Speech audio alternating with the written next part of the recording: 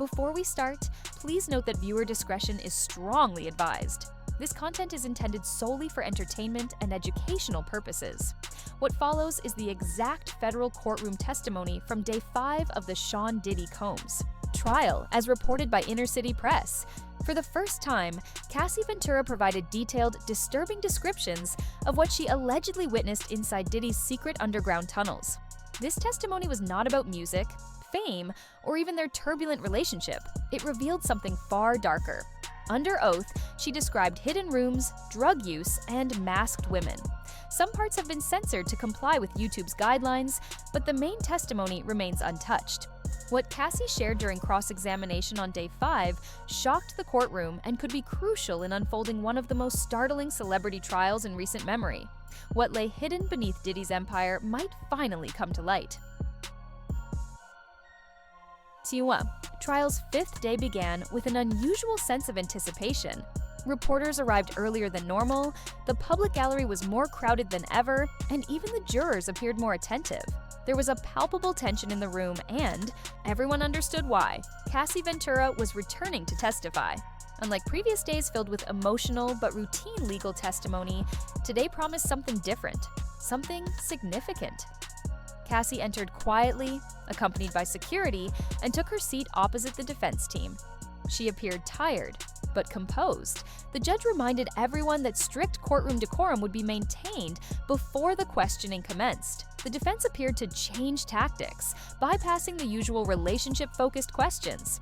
Instead, they asked Cassie to describe Diddy's Los Angeles mansion, the layout, design, and security measures. The questions initially seemed like a simple architectural inquiry until one question halted the room. "Miss Ventura, have you ever been beneath the property inside the tunnel?" There was a brief pause. Suppressed gasps filled the courtroom. The prosecution objected, claiming the question was irrelevant and speculative, but the judge allowed it. Cassie took a deep breath and responded, "Yes." That single word shifted the atmosphere completely. For months, there had been rumors on Reddit, anonymous claims, even media jokes about tunnels, but no one had confirmed them. Not until now, the defense attorney pressed further.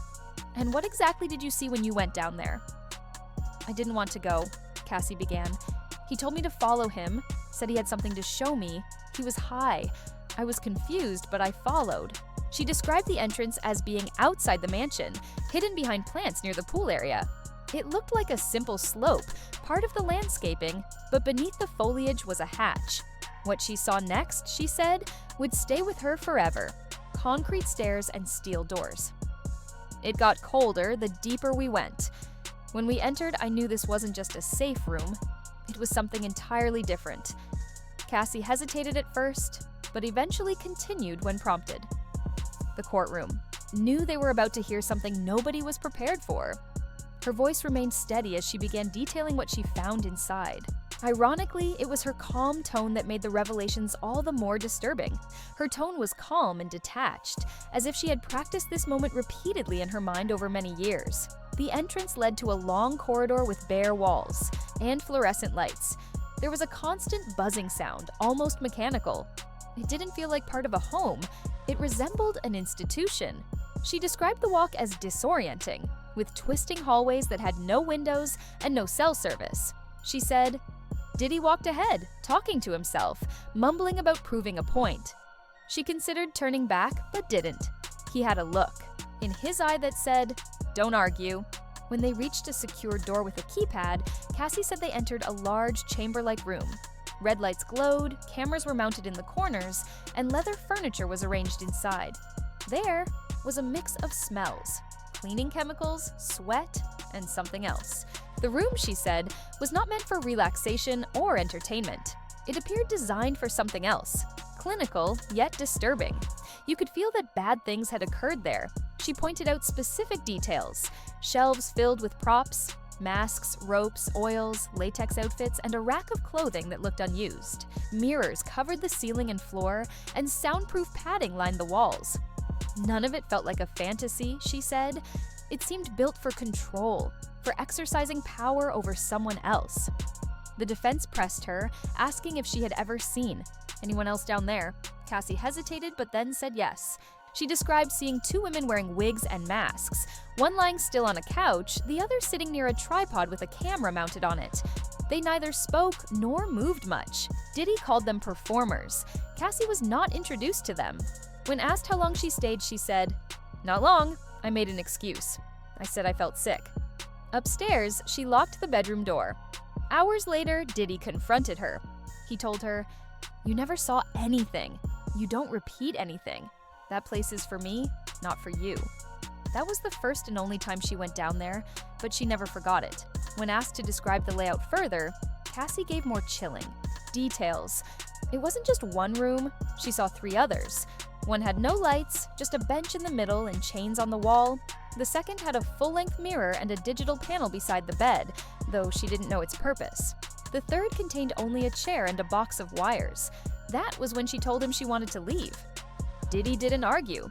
He laughed and said she wasn't ready, that it was too real for her. What unsettled her most were the words he whispered. Before opening the final door, "This is where I bring the ones I own." Cassie described hearing muffled sounds behind one door, like distorted music. Then she realized it was voices. She couldn't confirm who was inside and didn't want to know. She left the tunnel that night shaken. Her clothes smelled like the place for hours afterward. In court, she admitted she had never told anyone, not friends, not family, because she was afraid of disappearing. "That's how it felt," she said. "If I said something, I'd vanish, like those girls in the room." The prosecution asked why she chose to speak now. "Because it's not just about me anymore," she replied. "Because he's still doing this. Because if someone else ends up down there and never comes back..." Her voice trailed off. The judge called for a brief recess, but no one left the courtroom. Not a single person moved, because what had been said was more than testimony. It was a warning. When court resumed, the questioning shifted from the physical space beneath the mansion to events that happened above it, equally disturbing. The defense attempted to present Cassie's experiences as consensual by focusing on the now well-known term, freak-offs. This phrase had appeared in her text messages with Diddy, often used in playful or coded language. But in court, the true meaning was about to be revealed. "Can you explain what a freak-off was?" the defense asked. Cassie nodded slightly. She explained it was a planned event that always involved sex, sometimes with multiple participants and occasionally filmed. Roles were assigned and instructions given. Sometimes drug use was required. The jury was shown text messages dating back several years. In one, Diddy wrote, "Game starts at 10 p.m., no breaking character until 8 a.m. In another, "Bring candles, grab outfits, I want you in a wig." Cassie clarified these events were not isolated, but recurring, happening at least twice a month. Some were spontaneous, others scheduled like business meetings, with people brought in by assistants. She admitted to sometimes agreeing, but noted that agreeing while under the influence of drugs is not consent. "I was often high. Sometimes I didn't remember what I had done," she said. The prosecution stepped in to clarify that these so-called sessions often took place in luxury hotels or Diddy's private homes. "Did any occur in the tunnel?" the prosecutor asked. Cassie swallowed hard and said, "Yes." She described one event where she was told to wear a latex suit and remain silent all night. "I was told I'd be punished if I broke character." The guests included strangers whose names she was never given. "I was told to trust him." One text entered as evidence contained a chilling message from Diddy. "This time, I want control. No safe word." Cassie testified she often didn't feel in control of her own body. "Afterward, I felt hollow. I wasn't sure who I was anymore."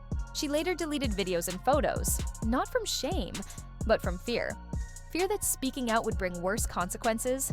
The questioning then shifted to the role drugs played in these encounters. What substances were commonly used during these events? The prosecution asked. Cassie didn't hesitate. Opiates, MDMA, benzos, weed, but mostly pills I didn't ask for. Sometimes I didn't know what I took until I passed out. She said the drugs were often given to her by Diddy or his staff, under the pretense of helping her relax. Instead, they made her foggy, slow, and compliant. She recalled waking up one night on the floor of his Miami property, covered in sweat with a camera light still on. "I don't know how I got there. I don't know who was in the room." Cassie told the court she began to suspect videos were being recorded. He'd say, "You're mine forever now." At first, I thought it was just words. Then I realized he was documenting things for control. The defense questioned if she had ever seen these videos. Cassie said only once, briefly, a clip on his laptop showing herself with 2 men. She didn't remember the event. She said she begged him to delete it, but he told her, "I keep everything for leverage. .. Cassie explained this control extended beyond their private encounters. If she left the house without checking in, he would call 50 times. If she didn't answer, he threatened to ruin everything. She also suspected he instructed people in his circle to stop supplying her drugs, claiming she was stealing from him. It was like he was cutting off my access to anything outside of him. I was completely dependent. At one point, she said, she tried to get help through a luxury rehab disguised as a spa, but he found out. He showed up and told them she was just being dramatic. She checked out the next day. The courtroom was silent as she admitted to multiple attempts to quit pills on her own. But I couldn't, not with him still in my life. As her testimony continued into the afternoon, the prosecution introduced a new line of questioning. Was she the only woman involved? Cassie shook her head. No, she wasn't the only one. Far from it. She testified that during several freak-offs, other women were present. Sometimes escorts, sometimes strangers, and occasionally celebrities. They would arrive by car service, sometimes wearing masks, sometimes in tears. I didn't ask questions. I was too scared, she said. Cassie identified Tiffany Red, a former friend, as one of the few people who witnessed what happened behind closed doors. Tiffany was at my 29th birthday party. She saw things and told me it wasn't okay. I didn't listen, Cassie recalled. The court reviewed an open letter Tiffany later wrote, published in Rolling Stone, calling out Diddy's behavior. Tiffany tried to speak out but was silenced. The prosecution pressed further. Did any staff members witness what was going on? Yes, Cassie responded. She explained that his assistants helped coordinate the events. They knew when. Women were arriving, they cleaned up afterward. I don't know how much they knew exactly, but they weren't blind. She also recalled a moment when she realized her privacy was an illusion. I caught one of his assistants walking in on us once. He didn't flinch, just said, "Sorry, boss." The defense argued this didn't prove criminal intent, but Cassie's words revealed the deeper issue. It wasn't about sex, it was about obedience and submission. He needed to feel untouchable. When asked why so many stayed silent for so long, her response was immediate. Because we thought no one would believe us. Because he's Diddy, she said, pausing. But now the truth is out, and I'm not the only one ready to speak. As the courtroom prepared for the next segment of testimony, the prosecution moved to the most serious part yet, physical abuse. Cassie had already described the manipulation, the underground tunnel, and the disturbing parties. But what followed was no longer symbolic. It was bruises, blood, and her body harmed in silence. "Did Mr. Combs ever physically assault you?" the prosecutor asked. Cassie nodded, looking down. "Yes, many times." She described early signs. Grabbing her wrist too tightly, pushing her during arguments. He always apologized afterward and promised it wouldn't happen again. But it did. The court was shown photos of a gash above her eyebrow. Cassie confirmed it came from a night she returned, home late after dinner alone. He thought I was cheating. I wasn't. She said he was drunk, paranoid, and aggressive. I was supposed to be packing for a trip, but I was tired. I fell asleep on the couch. I woke up to him screaming. I don't remember much after that. Just the pain. She also recalled being kicked in the back after he saw a text from another man.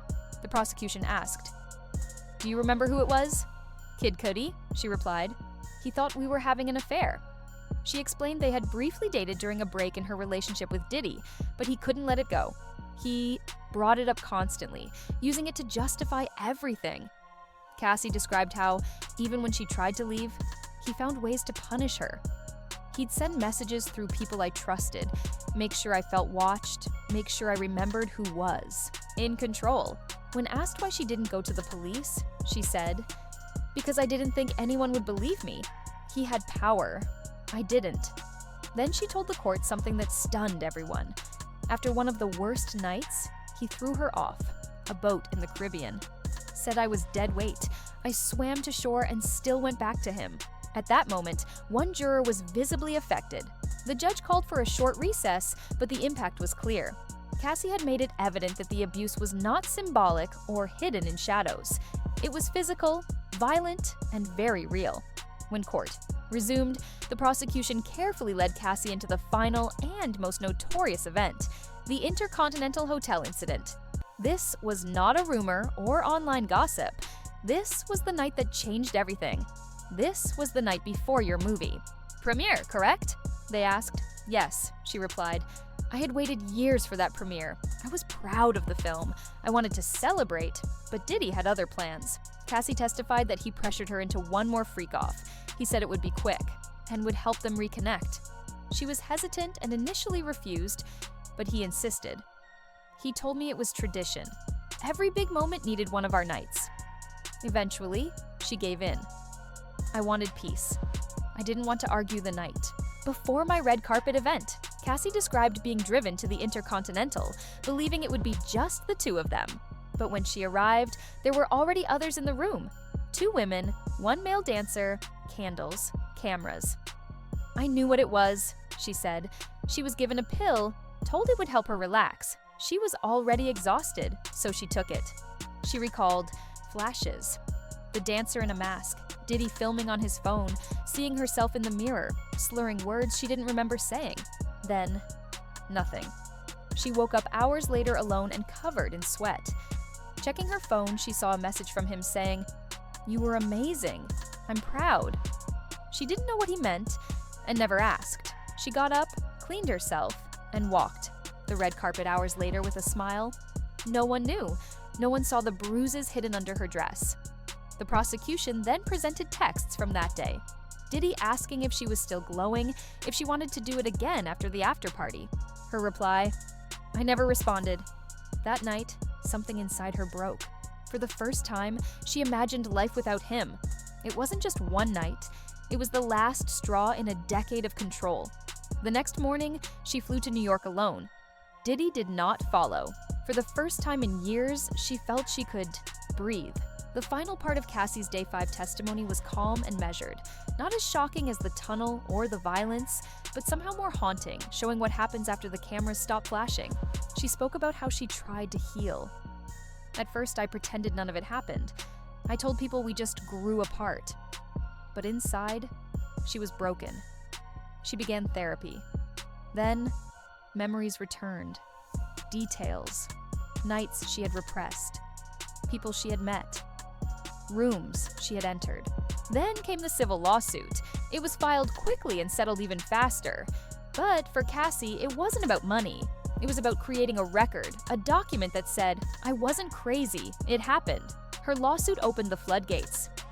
In the following weeks, other women came forward. Anonymous stories surfaced, new complaints appeared, and then an FBI raid. Authorities searched Diddy's properties for evidence related to trafficking and coercion. What they found remained sealed, but rumors spread about underground tunnels, files, and recording devices. Reporters asked Cassie for interviews, but she declined.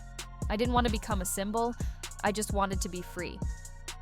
Yet here she was in federal court, recounting everything in detail under oath. When asked what she hoped would come from all this, her answer was clear: accountability. Not just for her, but for everyone who went through that house, for every person who disappeared into those tunnels and never spoke again. With that, her testimony concluded. The courtroom was silent as the judge dismissed the jury for the day. Cameras were not allowed inside, but outside the world already knew something monumental had happened. Cassie Ventura didn't just testify, she exposed a hidden world, one shielded by money, fame, and silence. No matter what happens next, the truth is out.